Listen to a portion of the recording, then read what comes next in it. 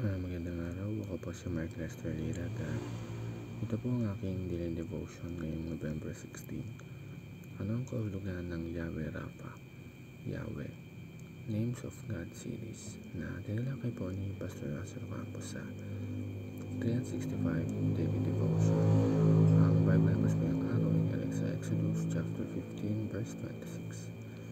Sabi po ay, He said, "If you listen carefully to the Lord your God and do what is right in His eyes, if you pay attention to His commands and keep all His decrees, I will not bring you any of the diseases I brought on the Egyptians, for I am the Lord who heals you."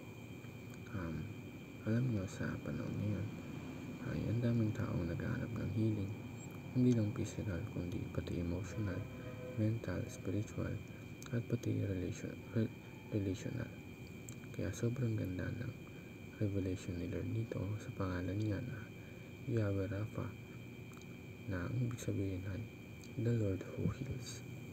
Makikita natin ito sa Exodus chapter 15 verse 26, kung saan sinabi ni God sa Israel na kung susundin nila siya ay iingatan at pagagalingin niya sila. Dito unang nireveal ni Lord ng pangalang Rapha, which means to restore, to mend, to make whole. Hindi lang siya basta nagpapagaling ng sakit, kundi God restores the entire being, body, soul, and spirit. Ang concept is, God reveals His name Yahweh Rapha sa lugar natin na tinatawag na Mara. Naka-encounter sila ng mapait na tubig, and God turned that bitter water into something sweet and drinkable.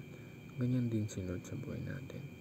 Maraming Mara moments, mga panahon na parang puro pait, puro sakit, puro discouragement. Pero God shows Himself as Yahweh Rapha na kayang gawing sweet ang mga bagay na bitter, mga sitwasyon na akala natin wala ng pag-asa. At sobrang ganda ng truth na ito, Yahweh Rapha is fulfilled in Christ. Si Jesus ang wounded healer. Siya ang nagdala ng ating mga kasalanan, sakit at bigat sa Isaiah chapter 53 verse 45. At sabi sa 1 Peter chapter 2 verse 24, by His wounds you have been healed. Kaya hindi lang ito about physical healing, kundi dito ang healing mula sa galit, mula sa guilt, shame, trauma, addiction, at kahit broken relationships. First teaching is, Yahweh inflicts diseases on the idolatrous. Ibig sabihin, may consequence talaga ang paglalakad palayo kay Lord. When people choose idolatry, placing anything above God, nabubunga ito ng distraction.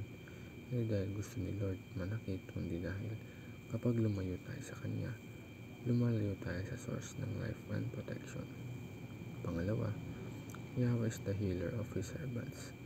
Kapag tayo ay lumalapit, sumusunod, at nagtitiwala kay Lord, siya mismo ang nag-restore sa atin. Minsan physical healing, minsan emotional or spiritual healing, pero lagi may ginagawa ang Diyos sa buhay ng mga nagtitiwala sa Kanya. Hindi Niya pinapabayaan.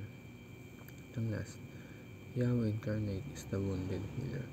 Si Jesus mismo na naging tao, alam ang hirap, alam ang sakit, alam ang pagod, kaya siya ang pinaka-qualified na magpagaling sa atin.